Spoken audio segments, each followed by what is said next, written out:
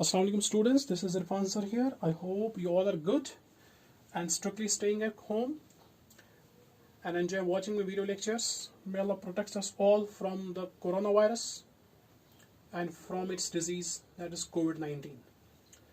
So let's start. We are discussing second line of defense. Already the three components we have discussed. Phagocytic barriers we have discussed. Inflammation in great detail we have discussed it in two parts, and also we have discussed pyrexia or fever in detail. Now, using all this information that is now lying with you, right, to understand the pathophysiology of COVID-19. COVID-19 is a name of the disease which is caused by a single stranded RNA virus which is officially called SARS-CoV-2. SARS-CoV-2 means basically severe acute respiratory syndrome coronavirus 2. It is also called as novel coronavirus. Novel coronavirus means basically new strain of coronavirus, right? Now, how it enters into our body, what is the route of administration?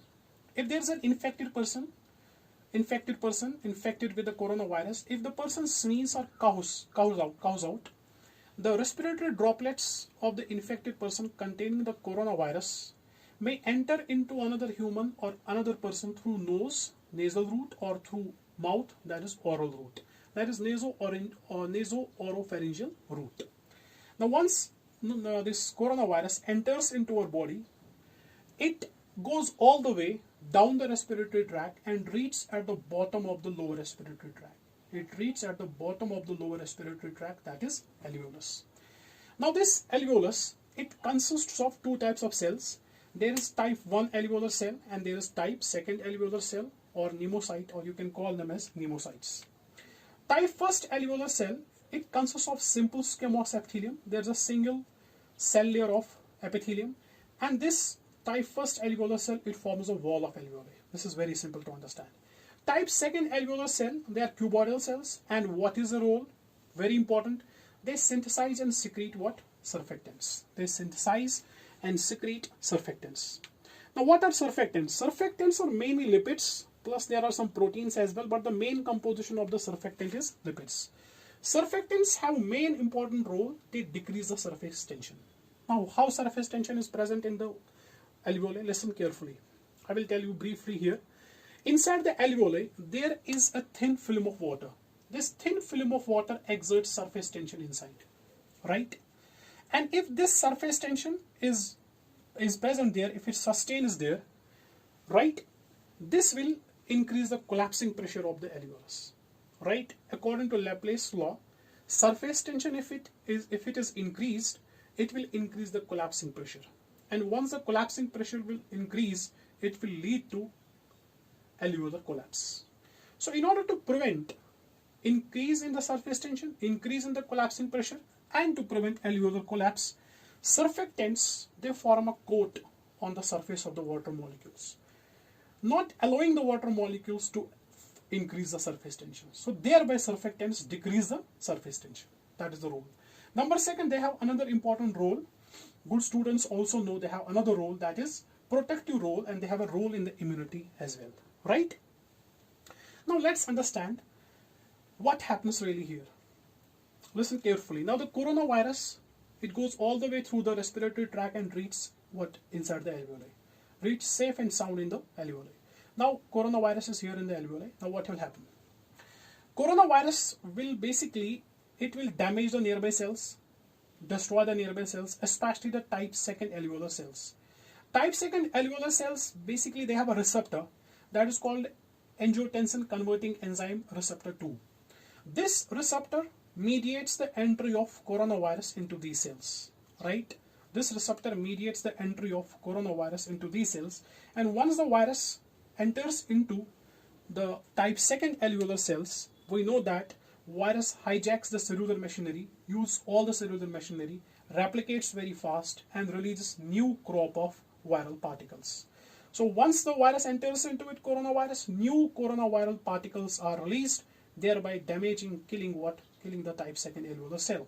When the type 2 alveolar cell gets killed or damaged, it releases chemical mediators of inflammation. We know it very well.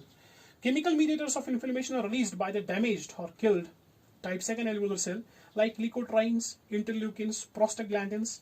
Now these chemical mediators of inflammation, they go and diffuse into the nearby blood circulation. Are we clear? Now let me tell you one thing here. This is an alveolar wall, single cellular alveolar wall.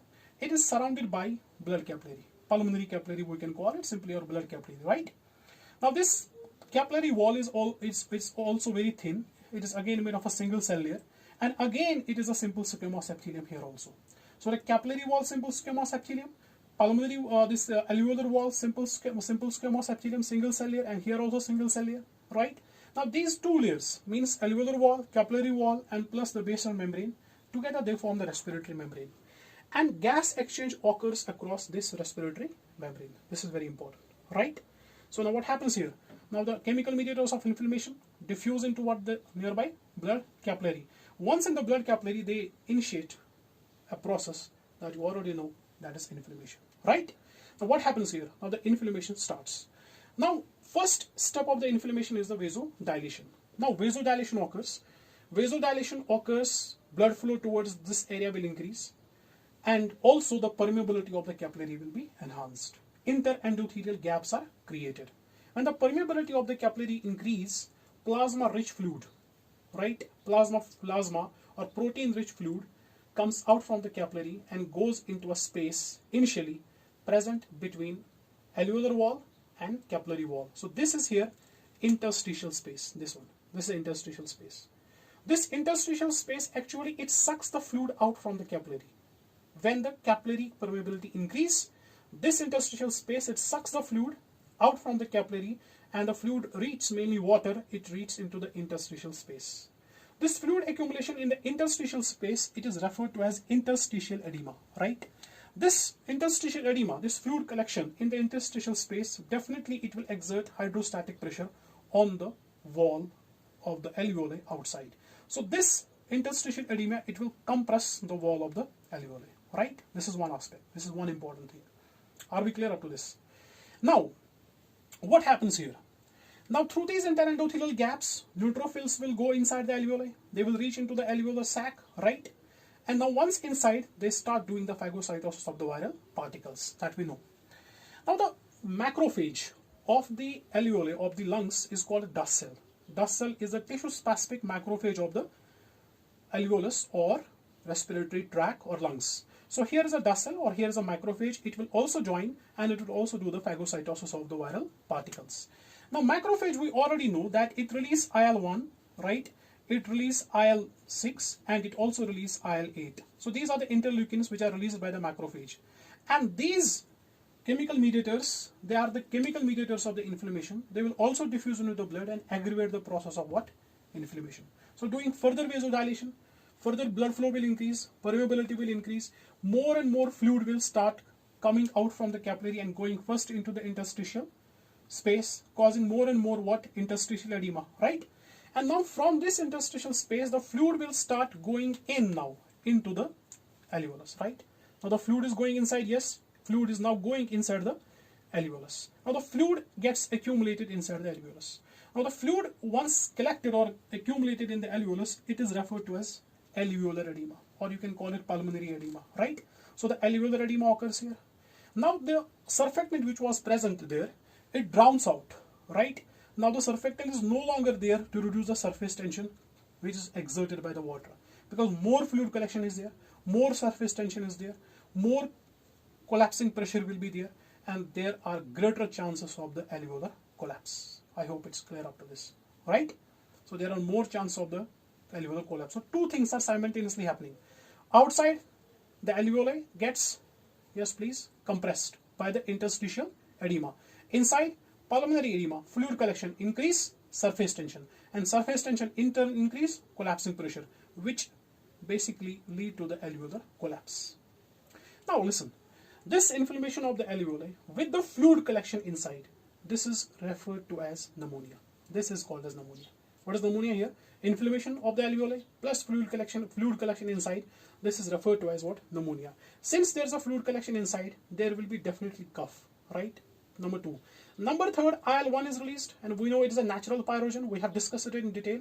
It will go into the body fluids, right, and reach into the brain, and there it will induce the formation of prostaglandin E2 in the hypothalamus, and hypothalamus increase basically the set point, thereby causing fever or causing pyrexia. I hope up to this everything is clear. Now we will see different aspects of this, right, in the part 2 of the pathophysiology of COVID-19, in the part 2, right?